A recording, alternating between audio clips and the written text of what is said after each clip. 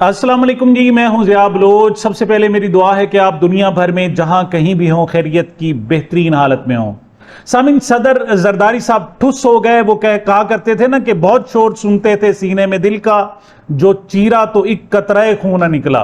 तो मतलब बड़ा शोर था जनाब के इनकलाबी बनने जा रहे हैं, लेकिन दोनों समरीज के हवाले से वो ठुस हो गए, दस्तखत कर दिए। उसकी क्या तफसील है वो आपको बताते हैं। इसके अलावा ईरान का खौफ इतना है कि अमेरिकी सदर ट्रंप जी, जो इस वक्त दुनिया का ताकतवर तरीन शख्स कहलाता है और जिसकी सिक्योरिटी दुनिया में सबसे ज्यादा है, उसको ईरान के खौफ से एक कचरे के ट्रक में फरार होना पड़ा। ये क्या मामला है? बड़ी दिलचस्प किस्म की जनाब ये कहानी है, ये आपको बतानी है। और इसके अलावा एक और अमरीकी मुखालिफ लीडर को बाकायदा अदालत के जरिए से फांसी की सजा सुना दी गई है। असल में इस सूरत हाल को पाकिस्तान के हवाले से भी देखा जा रहा है। जैसे पाकिस्तान में इमरान खान साहब जेल में हैं और उनको जनाब इस हवाले से, चूंकि अमेरिका ने उनकी रेजीम चेंज करवाई, इस हवाले से उन पर खतरात मंडलाते रहते हैं। तो यही सूरत हाल एक और आलमी लीडर पर हुई और उनको अदालत के जरिए फांसी की सजा दी गई। तफसीलात क्या हैं इस हवाले से बात करते हैं, लेकिन आगाज करते हैं हमारे प्यारे सदर आसिफ जरदारी साहब, वही जो कहा करते थे जनाब के हमसे पंगा ना लेना, हम जनाब आपको ईंट से ईंट बजा देंगे।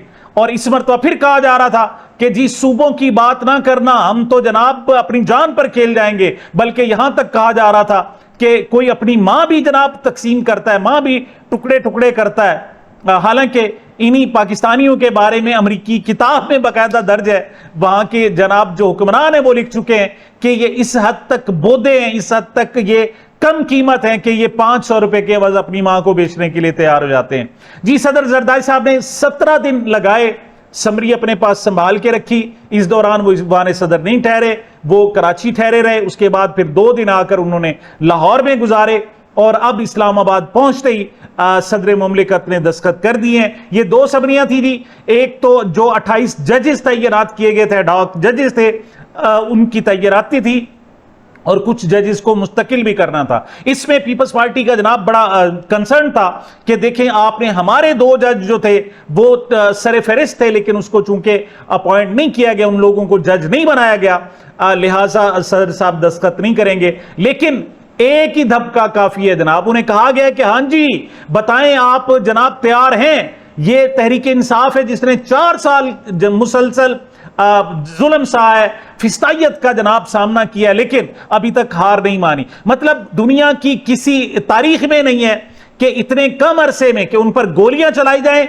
1 मरतबा 2 मरतबा उनके 10,000 से जायद लोग इस वक्त भी कैद में हो, इमरान खान खुद कैद में हो, पार्टी लीडर, उसकी जो फर्स्ट लाइन लीडरशिप है वो कैद में हो और उनको कोई सियासी आजादी ना हो बल्कि महकूम बना दिया गया हो, लेकिन उसके बावजूद वो बगावत के लिए तैयार हो। तो ये खासा पूरी दुनिया में सिर्फ और सिर्फ इमरान खान का, इसके अलावा हमें दुनिया में कोई ऐसी जनाब इनकलाबी तहरीक नजर नहीं आती जो इस अंदाज में चलती और उसके बावजूद वो पुरअमन हो। अब भी उसको सियासी अंदाज में लेकर चलना चाहते हो, जिनके लिए अदालतों के दरवाजे बंद, जिनके लिए मीडिया के दरवाजे बंद, लेकिन फिर भी उन्हें यकीन हो कि हम आवाम की ताकत से इस फिस्तायत को शिकस्त देंगे और मुसलसल उसका सामना करें। ये सिर्फ इमरान खान है। अब जनाब जरदारी साहब जितने मर्जी लीडर बनते रहे, वो कहते हैं मैंने 10 साल जनाब कैद काटी। जी, उनमें से कुछ अरसा ऐसा था कि जिसमें पीपल्स पार्टी की हुकूमत भी रही, उसमें भी वो जेल में रहे। लेकिन उनकी जेल क्या थी? जो उनकी जेल का सबको पता है कि जनाब किस अंदाज में, जैसे शर्जील मेमन साहब जेल काट रहे थे, ऐसे ही जनाब आसिफ जरदारी साहब भी जेल काट रहे थे कि और मतलब बहुत सारी कहानियां हैं कि वो जेल में नहीं रहा करते थे। उन्होंने 10 साल जो टोटल बनती है उनमें से 7 साल तो अस्पताल में गुजारे और अपने आसिम मलिक के जनाब उनके जो करीब तरीन डॉक्टर आसिम हैं उनके अस्पताल में गुजारे और उनका पूरा का पूरा जनाब वो एक ऊपर वक्त का पोर्शन जो है वो उनके लिए मुख्तस कर दिया गया था, प्राइवेट हॉस्पिटल में गुजारे। और उसके अलावा जेल से भी बाहर वो कोठियों में और मुख्तलिफ बंगलों में रहते रहे। तो वो कहां से इनकलाबी हो गए? तो थोड़ा सा जनाब धक्का दिया गया कि आप जरा ज्यादा ओवर हो रहे हैं, अब फौरी तौर पर दस्तखत करें। और सदर साहब ने कहा जी माई बाप फौरी दस्तखत। वो जो जजेस तैनाती थी उस समरी पर भी दस्तखत हो गए और साथ ही जिन जजेस के यानी सुप्रीम कोर्ट के जो जजेस हैं उनकी तनख्वाह वफाकी आईनी अदालत के जजों के बराबर करनी थी, اس پر بھی دستخط ہو گئے. لہٰذا جناب مبارک ہو جسٹس یحییٰ آفریدی اور تمام ججز کو. اب ان کی تنخواہ جن کی جناب 28 اور 30 لاکھ تھی اب وہ 40 42 لاکھ اور 45 لاکھ روپے تک بڑھا دی گئی ہے.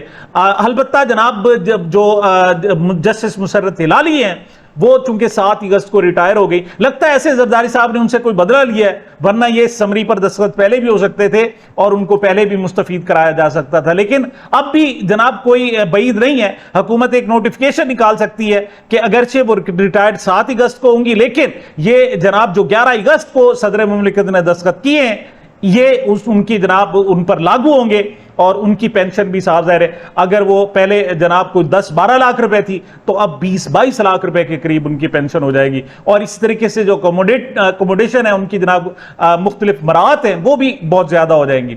تو جناب دونوں دستخط ہو گئے, جو آپ توقع کر رہے تھے وہ بالکل ختم ہو گئی. تھوڑا سا جناب ذکر کرتے ہیں کہ ٹرمپ صاحب کو کیوں فرار ہونا پڑا. یہ بڑی دلچسپ کہانی ہے. ایران اور امریکہ کی جنگ کے درمیان سیز فائر ہو چکا تھا, یہ ریسنٹلی جو سیز فائر ہے وہ ہے, اور ٹرمپ جو ہے گزشتہ ماہ یہ ترکیہ کے دورے پر تھے اور وہاں سے انہوں نے برطانیہ جانا تھا. اس حوالے سے ایک امریکی اخبار نے جناب بڑی تفصیلی رپورٹ شائع کی ہے کہ کس طریقے سے ٹرمپ کو وہاں سے فرار ہونا پڑا. اگرچہ سیز فائر تھا اور امید نہیں تھی کہ ایران حملہ کرے گا, کیونکہ ایران کے آپ اب تک کے رپورٹ دیکھ لیں کہ وہ جب بھی معاہدہ کرتا ہے وہ معاہدہ اس نے خود کبھی نہیں توڑا. یہ ٹرمپ ہی ہے جو بار بار معاہدے توڑتا ہے اور جناب دستخط کر کے پھر فرار ہو جاتا ہے. تو چاہے ان کے ٹارگٹ پر بھی ہو پھر انہوں نے ایک گولی بھی نہیں چلائی, کیوں کہ جو معاہدہ ہو چکا ہے. سملرلی انہوں نے شاید نہیں کرنا تھا, لیکن امریکی اس قدر خوف زدہ ہیں, در حقیقت وہ خود چونکہ معاہدوں کو پامال کرتے ہیں, لہٰذا وہ یہ بار بار یہی سمجھ رہے تھے کہ یہاں بھی ان کا معاہدہ پامال ہو جائے گا اور ان پر حملہ کیا جا سکتا ہے. تو جناب وہ آئے.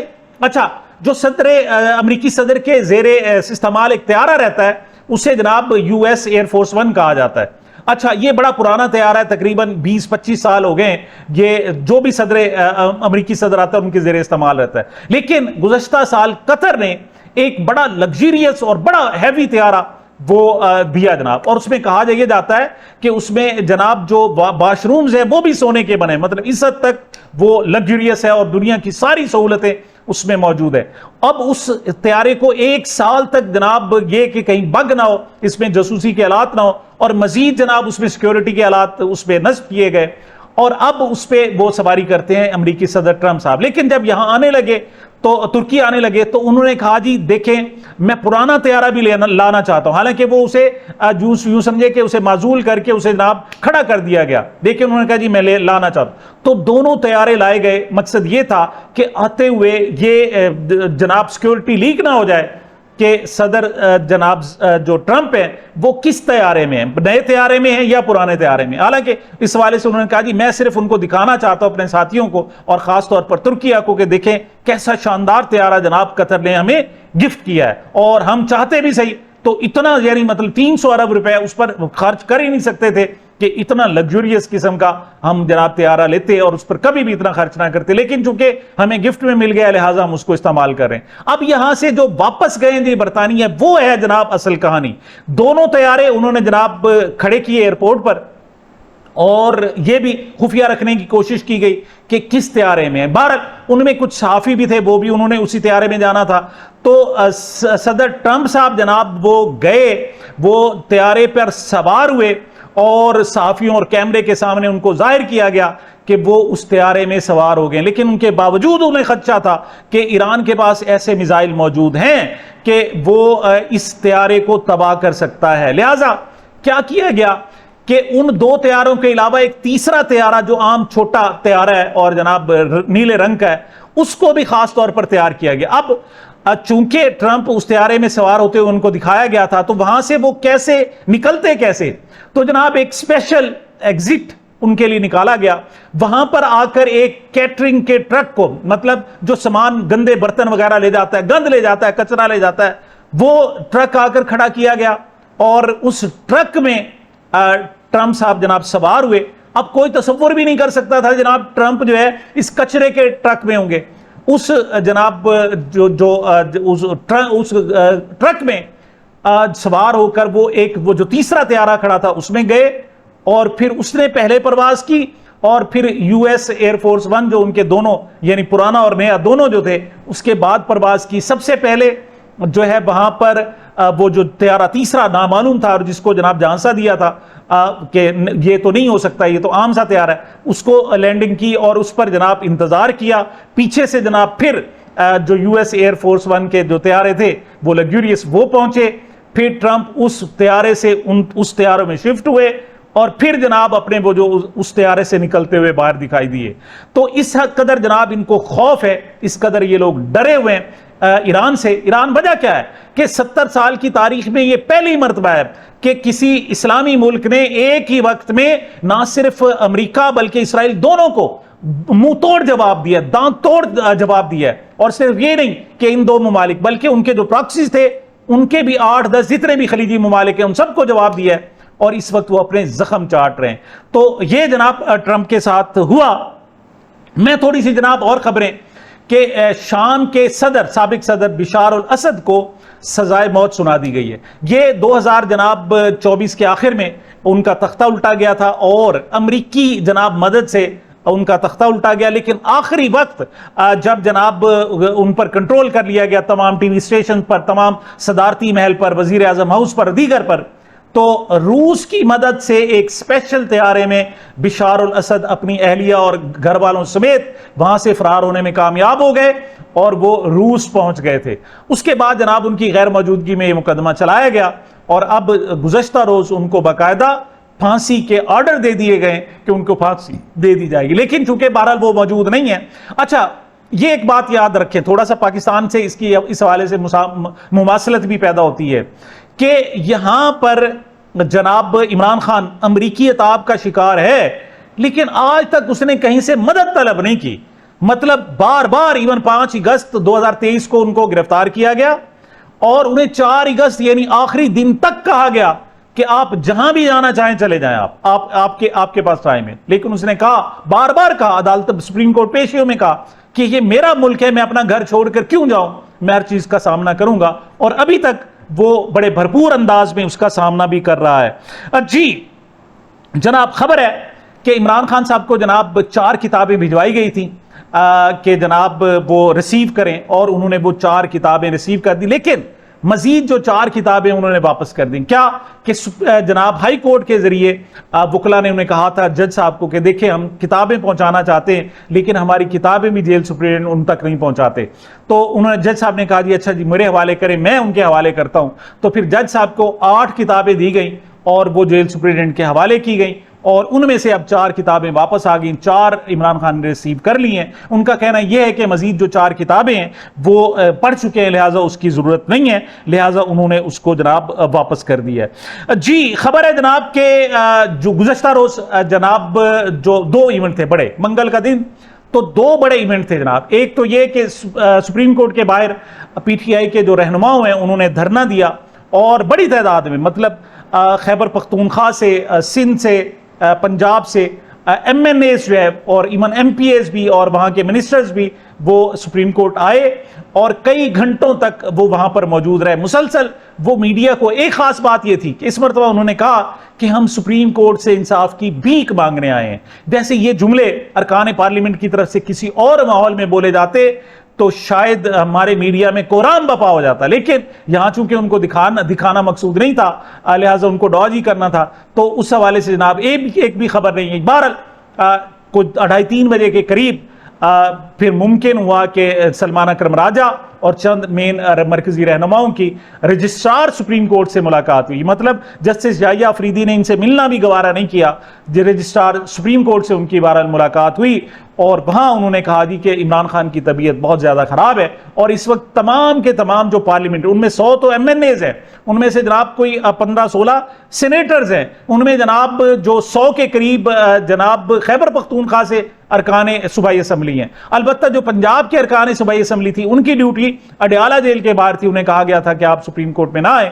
تو اس قدر جناب کئی 100 ارکان پارلیمنٹ موجود ہیں اور آپ سے انصاف کی بھیک مانگ رہے ہیں کہ انصاف دیں، ورنہ کوئی قدم اٹھایا، فرض کریں یہ کل کو لانگ مارچ کرتے پھر پٹیشن آ جائے گی اور سپریم کورٹ میں، اور سپریم کورٹ نے ان کو بلا لینا ہے جی آپ کیوں کر رہے ہیں جناب، انصاف تو ہم آپ کو دیں گے. بھائی انصاف اس وقت مانگ رہے ہیں، اس وقت انصاف دے دے تو بعد میں پھر ضرورت نہیں پڑے گی، لانگ مارچ بھی نہیں ہوگا، کچھ بھی نہیں ہوگا، یہ معاملات سیٹل ہو سکتے ہیں. لیکن آج بھی جسٹس یحییٰ آفریدی صاحب ظاہر ہے مجبوریاں ہوں گی، وہ کہتے ہیں نا نہ کچھ مجبوریاں رہی ہوں گی ورنہ یوں کوئی بے وفا نہیں ہوتا.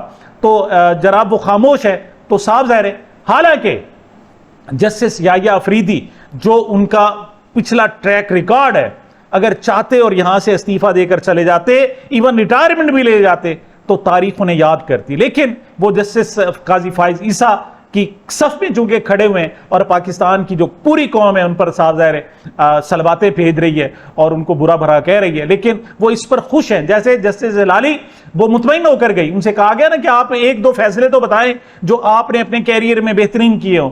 ان کے پاس جواب نہیں تھا. حالانکہ جو بدترین فیصلے کیے پی ٹی آئی سے بلہ چھیننے کا، اسی طریقے سے جناب ان کی جو مخصوص نشستیں تھی وہ ان کی بندر بانٹ کرنے کا، اسی طریقے سے جو ملٹری کورٹس والا فیصلہ تھا وہ بدنما داغ ہے. اور انہیں کہا گیا کوئی اچھے فیصلے بتائیں تو وہ کوئی ایک میرا خیال حق کے شفا کا لائیں، ایک کوئی طلاق کا مقدمہ، مطلب یہ ان کے پاس ٹوٹل جمع پونجی تھی اور لوگوں کی بد دعائیں ان کے پاس علیحدہ تھی. بہرحال جسٹس یحییٰ آفریدی بھی اسی رو میں چونکہ کھڑے ہوئے ہیں تو انہوں نے جناب یقین دہانی کرائی ہے کہ اگلے ہفتے جو 5 پٹیشنز ہیں عمران خان کی صحت کے حوالے سے وہ لگا دی جائیں گی. اور یہ بھی عین ممکن ہے کہ جناب فی الحال رجسٹرار نے تو کہہ دیا ہے لیکن بعد میں جب باری ہے تو وہ کہیں گے چیف جسٹس کو تو اختیارات ہی ختم ہو گئے، اب تو ہم نے اے آئی کے ذمہ لگا دیا ہے کہ آپ نے سپریم کورٹ کو جناب یہ مقدمات دینے ہیں، تو وہ اے آئی دے بھی نہیں رہی، آرٹیفیشل انٹیلیجنس، تو عین ممکن ہے یہ بھی ہو جائے. لیکن بہرحال فی الحال وعدہ کیا گیا ہے کہ یہ کیس لگا دیے جائیں گے. اب دیکھتے ہیں کہ ان کے کیس لگائے جاتے ہیں یا نہیں لگائے جاتے. جی ایک بڑی دلچسپ خبر ہے کہ ایک گھوٹکی میں یعنی سندھ میں ایک ڈاکو جس کی قیمت سر کی قیمت 50 لاکھ روپے تھی، مطلب ہیوج اماؤنٹ تھی، اس کو گرفتار کیا گیا اور وہ کئی دنوں سے ریمانڈ پر پولیس کے پاس موجود تھا. اور اب اطلاع یہ آئی ہے کہ جناب وہ 50 لاکھ سر کی قیمت والا وہ جو گرفتار ڈاکو تھا وہ فرار ہو گیا ہے.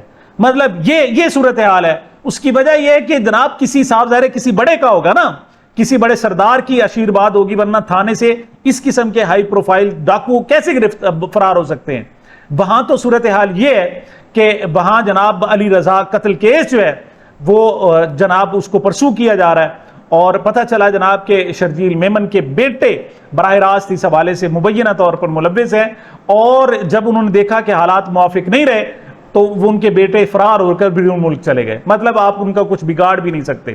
تو یہ جب صورتحال ہو اور ان کے جناب والد شرجیل میمن جب جناب جیل میں قید تھے تو چیف جسٹس پاکستان نے چھاپا مارا اور ان کے جناب ہسپتال میں جو مطلب وہ زیر علاج تھے تو ان کے کمرے سے انہوں نے شراب کی بوتلیں برآمد کی. تو اس وقت انہوں نے کہا جی آپ کے برآمد کرنے سے تھوڑی برآمد ہوتی ہے، یہ تو ابھی جناب لیبارٹی میں جائیں گے، لیبارٹی ہماری اپنی ہے. اور لیبارٹی جناب مبینہ طور پر شاید میرے خیال میں لاہور بھیجا گیا تھا اور لاہور سے جناب وہ جو جناب شہد میں تبدیل ہو گیا، وہ شراب نہیں رہی اور شہد میں تبدیل ہو گیا. تو اس حد تک جناب جن کے پاس وسائل ہوں ان کا آپ کیا بگاڑ سکتے ہیں. پھر وہ فوجیوں کو جناب اگر رشیدآباد ان کی حاصل رہے، ملٹری بیک رہے تو پھر ہر کوئی آزاد ہو سکتا ہے. ہاں گرفتار ہو سکتے ہیں تو عمران خان ہو سکتے ہیں، پی ٹی آئی کے لوگ ہو سکتے ہیں. اور 5 اگست کو انہوں نے احتجاج کیا تھا اس میں بھی 88 افراد ایسے ہیں جنہیں صرف اسلام آباد میں گرفتار کیا گیا اور ابھی تک وہ جناب جیلوں میں موجود ہیں. ایسی صورتحال میں جناب ایک دھرنا تو بہرحال دیا پی ٹی آئی ارکان نے، لیکن بہرحال بعد میں انہوں نے اعلان کر دیا سلمان اکرم راجہ نے کہ ہم اس دھرنے کو ختم کر رہے ہیں. البتہ یہ جو جناب پی ٹی آئی کا اڈیالہ جیل کے باہر شو تھا وہ رات گئے تک جاری تھا اور اس میں محترمہ علیمہ خان صاحبہ نے آج خاصی جناب بڑی اہم گفتگو کی. ایک تو وہ ڈٹی ہوئی ہیں، ان سے جناب بار بار پوچھا گیا کہ آپ یہ جو 27 سپٹمبر کی ڈیٹ ہے اس کو بیک کرتی ہیں، تو انہوں نے کہا جی بالکل ہم بیک کرتے ہیں. مطلب میں تو خود موومنٹ کرتی رہی ہوں، میں تو خود خیبر پختونخوا گئی ہوں اور شاید ان کا ابھی مزید بھی جناب شاید سندھ جانے کا ارادہ ہو یا ایون بلوچستان میں بھی، کوئٹہ میں بھی وہ وزٹ کر سکتی ہیں. تو انہوں نے کہا جی کہ میں کہیں سے بھی رہائی آئے، ہمیں تو اپنے بھائی کی رہائی سے غرض ہے، کہیں سے بھی آئے ہم اس کو خیر مقدم بھی کریں گے اور اس پر جناب ہم پارٹی کا شکریہ بھی ادا کریں گے. بہرحال وہ کہہ رہے ہیں جی پارٹی جو کچھ بھی کر رہی ہے درست کر رہی ہے اور ہم اس کو تسلیم کرتے ہیں. جی ایک آخری خبر آپ کو تھوڑی سی دیتا جاؤں. رانا ثناءاللہ سے جناب پوچھا گیا کہ جناب وہ کہہ رہے ہیں 27 سپٹمبر تک ہماری ملاقاتیں کروا دیں، اور خاص طور پر بدھ یہ جمعرات کی اور منگل کی جو ملاقاتیں ہیں اس ہفتے کی یہ کرا دیں، ورنہ پھر ہم جناب 20 لاکھ لوگوں کو 2 ملین لوگوں کو لے کر آ رہے ہیں۔ تو انہوں نے کہا جی ملاقاتیں تو نہیں ہوں گی، پھر بندوں کا بندوبست کر لیں، آپ بندے لے آئیں، ہم انتظار میں۔ تو اس حوالے سے جناب پھر جناب سہیل آفریدی صاحب سے بات کی گئی کہ وہ تو کہہ رہے ہیں جی ہم ملاقات کسی صورت بھی نہیں کرائیں گے، ایون سپریم کورٹ بھی کہتی ہے تو پھر بھی نہیں کرائیں گے، تو آپ پھر اب بندوں کا بندوبست کریں۔ انہوں نے کہا جی اب جو بندے ہیں، جو حالات ہیں اور جو تبدیلیاں آ رہی ہیں، اب صرف 20 لاکھ نہیں ہوں گے بلکہ اس سے بھی زیادہ ہوں گے، آپ رانا ثناءاللہ سے کہہ دیں کہ وہ اپنا بندوبست کر لیں۔ بہرحال بڑا منہ توڑ جواب دیا سہیل آفریدی نے، لیکن حکومت کی طرف سے خاص طور پر پی ایم ایل این کی طرف سے اب فی الحال کوئی جناب کمپرومائز کوئی نظر نہیں آ رہا کہ کوئی لچک ہوگی، تھوڑی بہت جناب شاید کوئی قانون کی پاسداری ہوگی، لیکن فی الحال ایسی کوئی صورت نظر نہیں آ رہی۔ سامعین، یہ میری اب تک کی گزارشات تھی۔ مجھے اپنے اس چینل کو اپنی محبتوں اور دعاؤں میں یاد رکھیے گا۔ ملتے ہیں چھوٹے سے وقفے کے بعد۔